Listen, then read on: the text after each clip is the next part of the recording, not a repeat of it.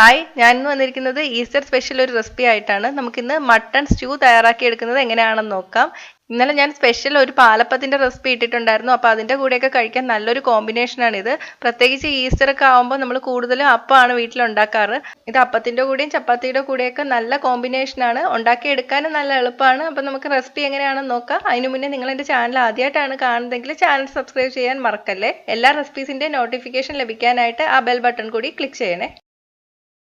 ആദ്യം നമുക്ക് മട്ടൺ വേവിച്ചെടുക്കാം. ഞാനിവിടെ 1/2 കിലോ മട്ടണാണ് എടുത്തിരിക്കുന്നത്. ഇതിലോട്ട് 1 ടേബിൾ സ്പൂൺ കുരുമുളക് പൊടി, ആവശ്യത്തിന് ഉപ്പും കൂടി ചേർത്തിട്ട് നന്നായിട്ടൊന്ന് മിക്സ് ചെയ്തെടുക്കാം.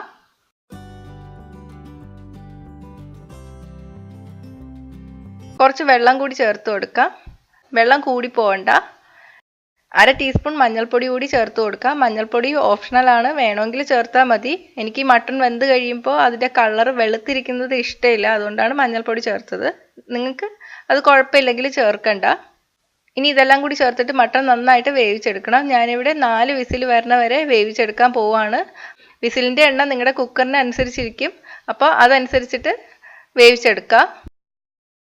മട്ടൺ വെന്ത് വരുമ്പോഴേക്കും നമുക്ക് ഇതിനാവശ്യമുള്ള ഉള്ളിയൊക്കെ ഒന്ന് വഴറ്റിയെടുക്കാം. അതിന് വേണ്ടിയിട്ട് ഒരു പാൻ ചൂടാക്കുക. പാൻ ചൂടായിട്ട് വരുമ്പോൾ 2 ടേബിൾ സ്പൂൺ വെളിച്ചെണ്ണ ചേർത്ത് കൊടുക്കാം. വെളിച്ചെണ്ണ ചൂടായിട്ട് വരുമ്പോൾ 1 ടീസ്പൂൺ കടുക് ചേർത്ത് പൊട്ടിക്കുക.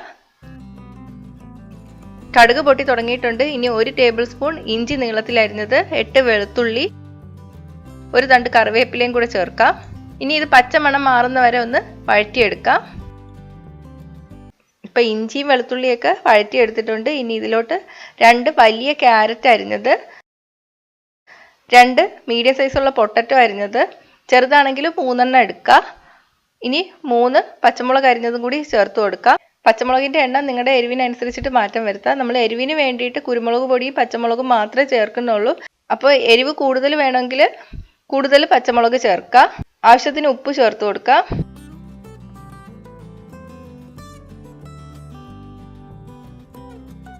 രണ്ട് സവാള അരിഞ്ഞത് കൂടി ചേർത്ത് കൊടുക്കാം. സവാളയും ക്യാരറ്റും ഉരുളക്കിഴങ്ങും എല്ലാം കൂടി ഒരുമിച്ച് തന്നെയാണ് ചേർത്തത്. കാരണം നമുക്ക് ഉള്ളി നല്ല ബ്രൗൺ നിറത്തിൽ വഴറ്റിയെടുക്കണ്ട, ഒന്ന് വെന്ത് വന്നാൽ മതി. ഈ പൊട്ടറ്റോയും ക്യാരറ്റും ഒക്കെ വെന്ത് വരുമ്പോൾ തന്നെ ഉള്ളിയും വെന്ത് വരും. ഇനി ഇത് അടച്ചു വെച്ചിട്ട് ഉരുളക്കിഴങ്ങും ക്യാരറ്റും ഒക്കെ നന്നായിട്ട് വേവിച്ചെടുക്കാം. ഇപ്പം വെന്ത് വന്നിട്ടുണ്ട്. നമുക്കിതിൽ വേവിച്ച് വെച്ചിരിക്കുന്ന മട്ടണും കൂടെ ചേർക്കാം. അതിൽ കിടക്കുന്ന ആ വെള്ളവും കൂടി ചേർത്ത് കൊടുക്കാം. ഇനി ഇത് നന്നായിട്ട് മിക്സ് ചെയ്തെടുക്കാം.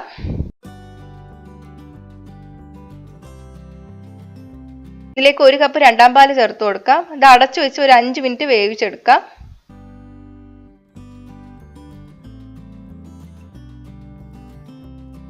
ഇപ്പൊ ഇത് തിളച്ച് തുടങ്ങിയിട്ടുണ്ട്. ഇതിലേക്ക് 2 കപ്പ് 1-ാം പാല് കൂടി ചേർത്ത് കൊടുക്കാം.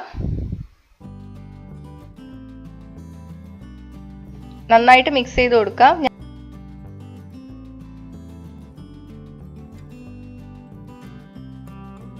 ഇനി തിള വരുമ്പോഴേക്കും നമുക്ക് ഓഫ് ചെയ്യാം. അതിന് മുന്നേ ഞാൻ 2 നുള്ള് ഗരം മസാല കൂടി ചേർത്ത് കൊടുക്കുകയാണ്. ഗരം മസാല പൊടി ഓപ്ഷണലാണ്, അത് ചേർക്കേണ്ട കാര്യമില്ല. പക്ഷെ എനിക്കത് ചേർക്കുമ്പോൾ കുറച്ചും കൂടി ടേസ്റ്റ് തോന്നിയിട്ടുണ്ട്, അതുകൊണ്ടാണ് ചേർക്കുന്നത്. എന്നിട്ട് നന്നായിട്ട് മിക്സ് ചെയ്ത് കൊടുക്കുക. 1 തണ്ട് കറിവേപ്പിലയും കൂടെ ചേർത്ത് കൊടുക്കാം. തിളച്ച് തുടങ്ങിയിട്ടുണ്ട്. നമുക്ക് ഓഫ് ചെയ്യാം. അപ്പം നമ്മുടെ കറി റെഡി ആയിട്ടുണ്ട്. നല്ല ടേസ്റ്റാണ്. അപ്പത്തിൻ്റെ കൂടെയൊക്കെ നല്ല കോമ്പിനേഷനാണ്. അപ്പോൾ ഇതൊന്ന് ഈസ്റ്ററിന് ഉണ്ടാക്കി നോക്കുക. ഉണ്ടാക്കി നോക്കിയിട്ട് അഭിപ്രായം കമൻറ്റ് ചെയ്യുക. ഇഷ്ടമായെങ്കിൽ ലൈക്ക് ഷെയറും ചെയ്യുക. കൂടുതൽ റെസിപ്പികൾക്കായിട്ട് ചാനൽ സബ്സ്ക്രൈബ് ചെയ്യാൻ മറക്കല്ലേ.